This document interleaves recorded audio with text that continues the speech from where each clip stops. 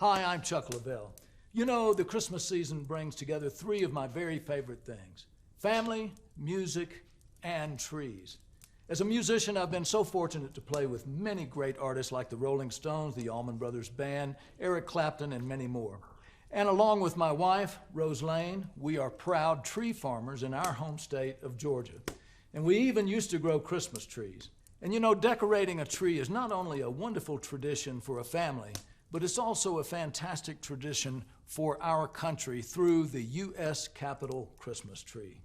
So join me for a very special edition of America's Forests.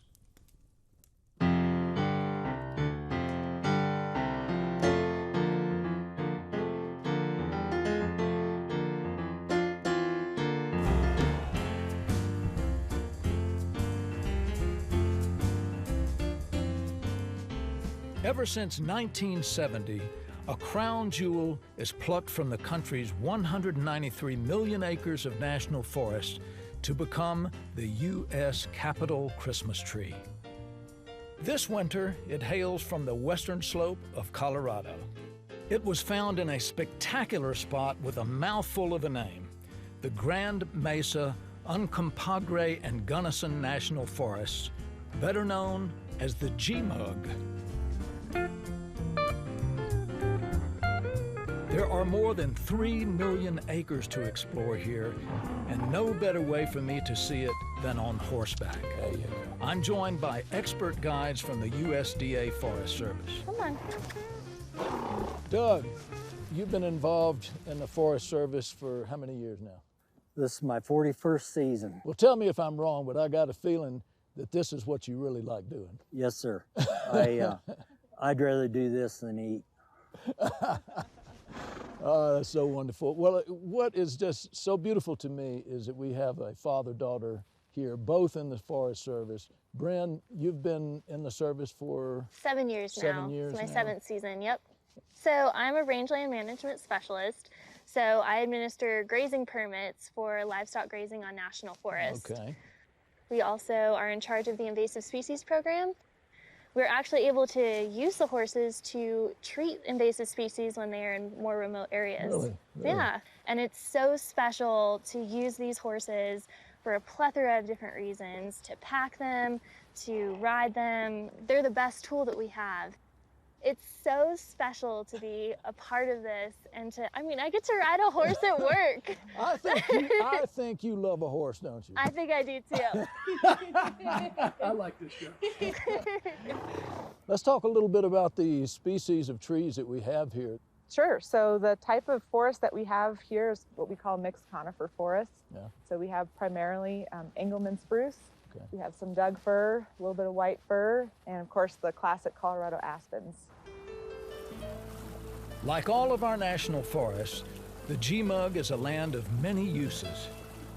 Part of it has been set aside as a designated wilderness. These are special places where nature still calls the shots.